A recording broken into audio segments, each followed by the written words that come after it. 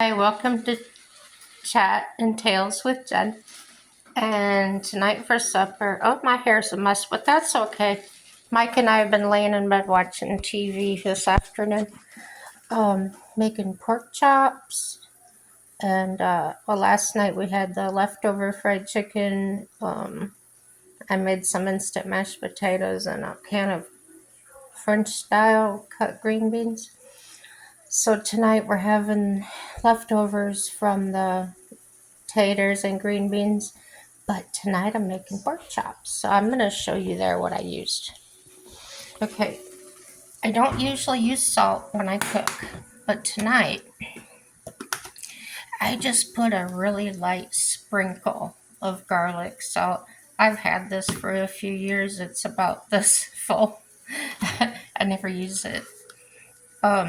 This is a new spice that I've learned to use. I really like it. And then, of course, the Mrs. Dash. None of the Mrs. Dash have salt on them, so that's what I use a lot. So here's what they look like. After I sprinkle that stuff on there and I flip them over, the light sprinkling of the garlic salt that I put on, I only do it on the one side. When I flip it over, I don't put it on again. Pork to me doesn't have a flavor. Also last night, well, y'all know I have trouble swallowing, so I made some gravy, and the gravy was really good. I used that. I think it's a soup base. Let me take a look at it.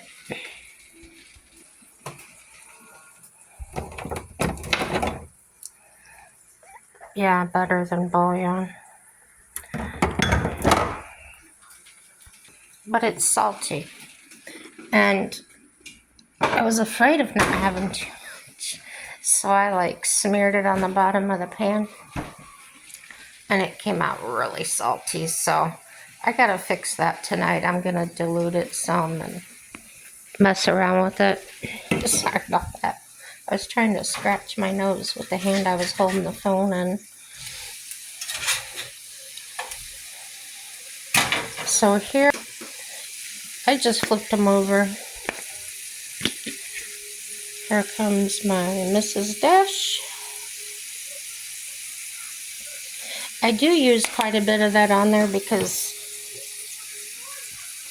pork to me doesn't have its own flavor. It's just kind of blah in my curry. Sometimes I put the smoked paprika on. Sometimes I don't.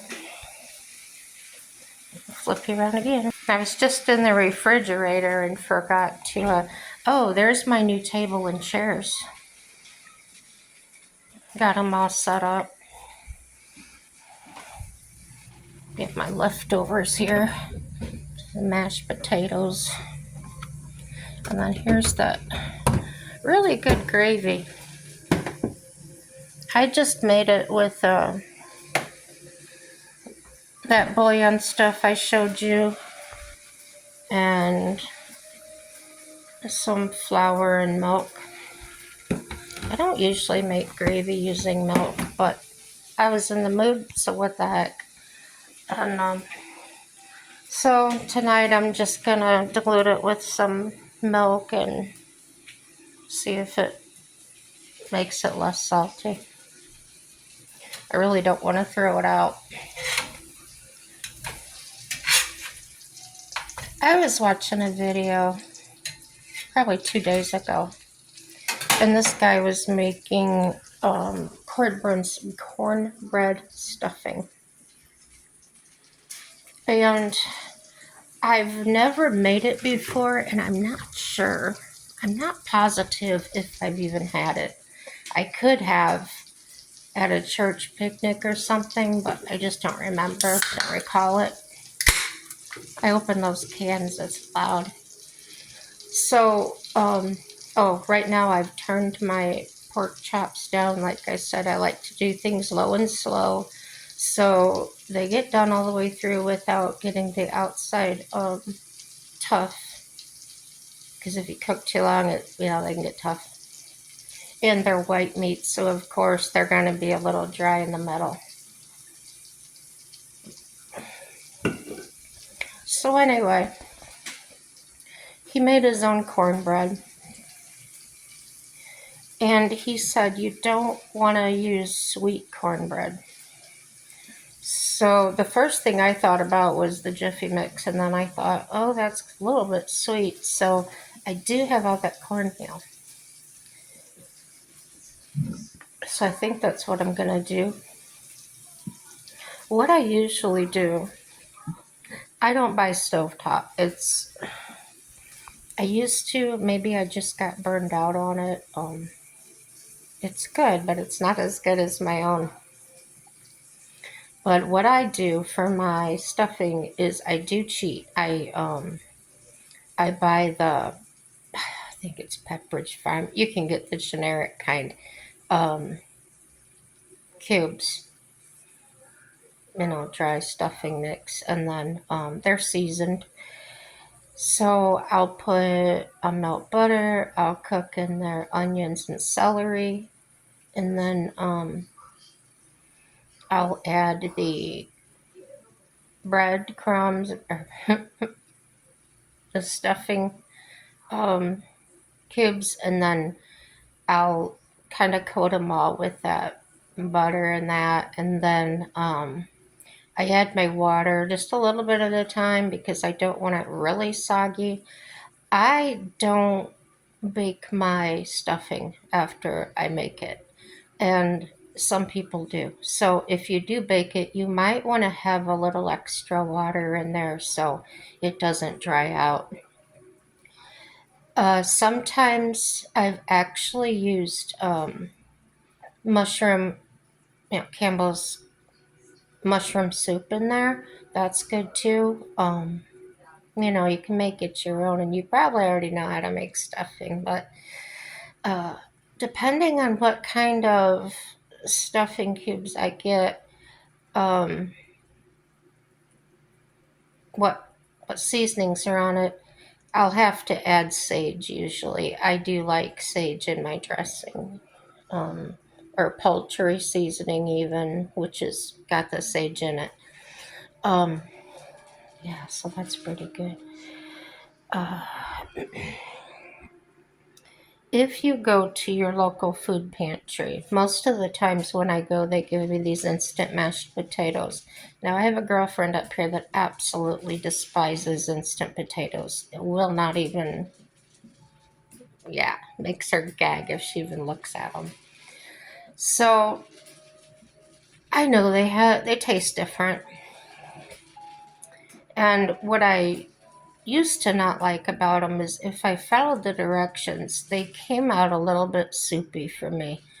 And so what I've learned to do is use a potato, depending on, if it's just Mike and I'll use one potato and make it like, I'll boil it, make it like I'm going to make mashed potatoes.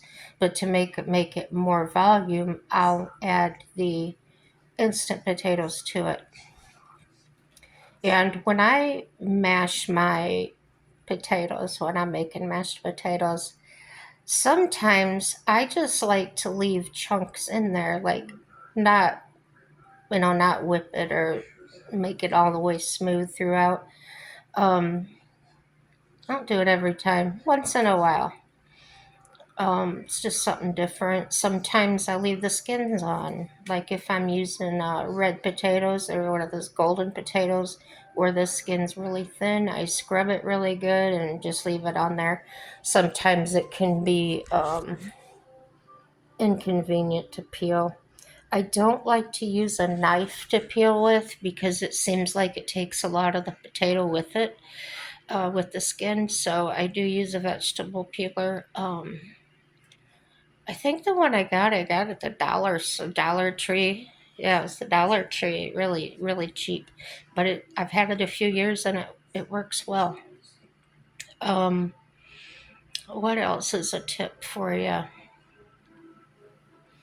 Oh, yeah. So back to that casserole thing. uh, This year I'm going to try and do the cornbread dressing just because I don't want to. Those stuffing cubes they like raise the price around the holidays. So I think I'm just going to use what I have. It's not like I'm broke, but if I can save money, I do. That's why I have money. I don't spend it. Um, I also have talked about before that when I shop for quality, not necessarily cheap. And that way it lasts longer. I don't have to buy it as often, and that saves money. So for instance, if I'm buying a belt, okay, and the belt's $65, and next to it is one for $9.99 or something, $10. How is it made? How thick is it? Is it real leather? Is it, look at that. Um, and the belt I have, when I chose the more expensive one, it's lasted me over 10 years. So my husband was buying inexpensive belts even before we met. Okay. He was buying the $10 ones, and within a year or so, it was breaking. Where the buckle goes, it was tearing. So I told him about this. So since I said if you're buying one every year, you're going to go through that $65. You're going to spend more than buying the cheap one anyway, and that's how they get you. Um, so I will look at other things like the washer and dryer. I knew what brands were better. I researched it. I knew what I was getting into, and that's just the way I do. When it comes to clothing, uh, I'll get it at a better store. I don't buy Walmart clothing because it'll wear out. Now, if I see on a clearance rack there's a shirt like this shirt that I wear all the time, it was $3. Yeah, I'll get it. Cause $3, you can't. I couldn't make it for that. Um, when I was growing up, my mom made a lot of our clothes and it was less expensive, but now you can't make clothes for, what you pay in the store. When it comes to dress clothing, like you want to go to Catherine's or the Dress Barn, they're a higher end store, but not crazy prices. Um, I went there. I paid like $110 for a really nice dress, and lasted me a long time. Um, so that's my advice. Shop for quality and not necessarily quantity because you can be burning money faster than you think you are. You think you're saving money when in reality, if you count how long that's going to actually last you before you have to buy another one, you might be better off just spending more once than spending the less money over and over again. Um, Same with shoes. Uh, I have, um, I got them I think I did get them at a Walmart or a Kmart, and they're the Earth shoes. Can't get them there anymore. Um, I've had the same two pair of shoes. They're very comfortable. They're dress shoes, casual dress, and I've had them over 10 years. Um, they're leather, they were on sale, and I bought them for a funeral. And I got the other pair because it was an inexpensive price and they were very comfortable. So I knew that I would continue wearing them, and I have. Um, haven't been able to, I did wear them once since I had my knee replaced, and changing that angle. The heel out is about like this. It's just like a wedge heel, but changing that angle, putting more pressure to the front of my knee it got uncomfortable after a bit. So I still got some strengthening to do, but it's nice to know that I can wear them now. Where when my knee was bad, my knee kept shifting side to side, and it was bone on bone. So no, I wasn't wearing that for a bit. So that's my daily advice for today. Um, when they say manage your money, I know we have to spend money. That's what we do when we're surviving. However, if you watch what you buy and how you spend it, like I was talking about, if you have flour, you have things at home, don't go buy a can of biscuits because you can make them at home and they don't have those chemicals in them. After making my own for so long, and we just got a package of Grand's biscuit. We were planning biscuits and gravy one time. It's been about a year ago or so. Um, when I put it in my mouth, there was a tingling on my tongue from it. So there's some kind of chemicals in it, guys. And the more you eat the homemade food with your natural ingredients that doesn't have the preservatives and things they put in it, the more you can taste those chemical tastes. I mentioned before, though, too, about my kidney failure. Um, I produce a lot less saliva now since I've got that. So my taste has changed. I can no longer, I can't eat sour cream anymore or cottage cheese because they taste like plastic, rubber, metal. They just don't go.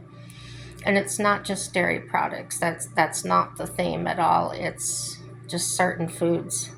So, yeah, that's how we do. That's how I roll. I just wanted to check in with you guys. Everything's going to work out for our good. Oh, tip of the day. If you don't know CPR, if you do know CPR, learn how to do it on animals. I saw a video today where a man that I watch had to do that for a dog, and I thought that was so important. I know there was firefighters.